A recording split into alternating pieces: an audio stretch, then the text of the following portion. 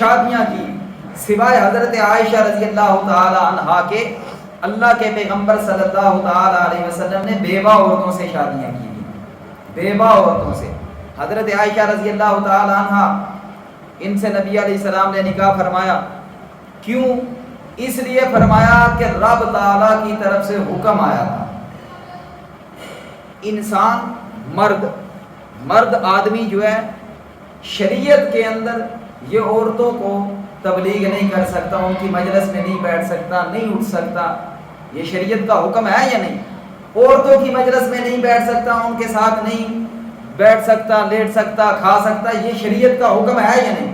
جب شریعت کا حکم ہے تو اللہ تعالیٰ نے نبی علیہ السلام کو حکم دیا تھا، جب بھی کوئی وقت آتا فرماتے، اللہ کی طرف سے پیغام آتا کہ فلاں عورت کے ہاں اپنا نکاح کا پیغام بھیجیں۔ کس کی طرف سے آ رہا ہے؟ اللہ کی طرف سے۔ شریعت دین یہ کس کی ہے؟ رب تعالیٰ کی۔ اجازت اگر رب تعالیٰ دے رہا ہے تو پھر اس پر اعتراض نہیں بنتا۔ عام مومنوں کو رب تعالیٰ نے فرمایا تم نے 4 شادیاں کرنی ہیں، نبی علیہ السلام نے 11 تھا کی، اس کے بعد اللہ تعالیٰ نے حکم فرما دیا لا یحل لک النساء، میرا پیغمبر اب تیرے لیے کوئی عورت سے نکاح کرنا حلال نہیں ہے، یعنی 11 کے بعد اللہ تعالیٰ نے نبی علیہ السلام کو بھی منع فرما دیا۔ کیوں؟ اس وقت دین کا جو مقصد تھا، شریعت کا جو مقصد تھا، وہ مقصد پورا ہو چکا تھا۔ اب نبی علیہ السلام نے 11 عورتوں سے شادیاں کی، 11 عورتوں سے نکاح کرنے کا مقصد یہ تھا کہ 11 مدارس تعمیر ہو جائیں، 11 مدرسے تعمیر ہو جائیں۔ اب نبی علیہ السلام جس عورت کے ساتھ بیٹھتے وہ پورا جتنا بھی نبی علیہ السلام کی سیرت تھی وہ سیرت عورتوں کو بتاتی کہ نبی علیہ السلام اس طرح بیٹھتے، اس طرح کھاتے۔ یعنی انسان کی زندگی کے 2 پہلو ہوتے ہیں، ایک گھر کی زندگی اور ایک باہر کی زندگی۔ آپ نے کسی بھی آدمی کا جائزہ لینا ہو، اس کی تحقیقات کرنی ہو تو آپ کو باہر کا پتہ چل جائے گا، گھر کا پتہ نہیں چلے گا۔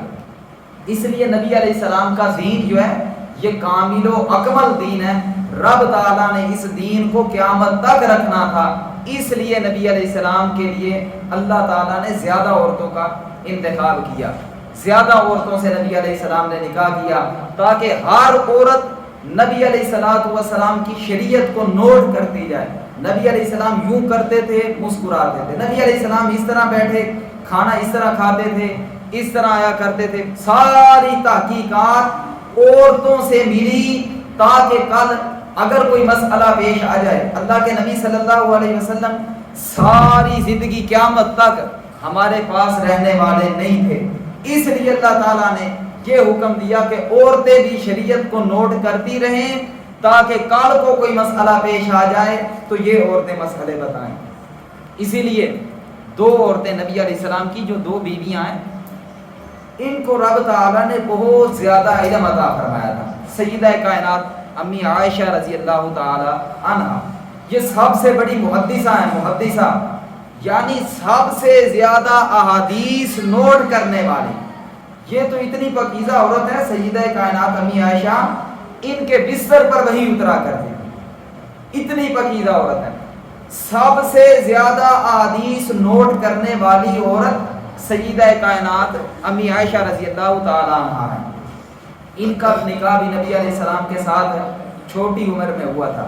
ان کی عمر حدیث کے اندر آتا ہے، روایتیں مختلف قسم کی ہیں، کسی میں 9 ہے، کسی میں 10 ہے، اور کسی کے اندر 16 بھی لکھا ہے، کسی کے اندر 6 تک بھی لکھا ہے۔ یعنی نبی علیہ السلام کی جو رخصتی ہوئی اس کے اندر تو کسی کا کوئی اختلاف نہیں ہے۔ نبی علیہ السلام نے جو حضرت عائشہ سے رخصتی وغیرہ کی، یعنی نکاح نبی علیہ السلام کے گھر میں جب آئی اس وقت ان کی عمر 16 سال تھی۔ 16 سال کی عمر میں وہ نبی علیہ السلام کے نکاح میں نبی علیہ السلام کے گھر میں آئیں اور انہوں نے آ کر شریعت کو محفوظ کیا۔ نبی علیہ السلام کے جتنے نکاح تھے سارے کے سارے بوڑھی عورتوں سے، یعنی وہ عورتیں جو بیوہ تھیں وہ شریعت کو ان طریقے سے نوٹ نہیں کر سکتی تھی، ان کا حافظہ اس قدر کبھی نہیں تھا۔ رب تعالیٰ نے حضرت عائشہ رضی اللہ تعالی عنہا کو چھوٹی عمر کے اندر نبی علیہ السلام کے نکاح میں دیا تاکہ ساری شریعت کو نوٹ کر لیں، ساری شریعت محفوظ ہو جائے، اس لیے نبی علیہ السلام نے اتنے نکاح فرمائے۔ اللہ کے پیغمبر صلی اللہ تعالی علیہ وسلم اگر یہ نکاح نبی علیہ السلام نے جو نکاح کیے ہیں اگر ہم ان پر اعتراض کرنے لگ جائیں ہمارا دین کامل نہیں رہے گا. صحابہ کرام پر اعتراض کرنے لگ جائیں ہمارا دین کامل نہیں رہے گا. کیوں؟ قرآن کے بعد اگر مسئلہ سمجھنا ہے تو کہاں جاتے ہو؟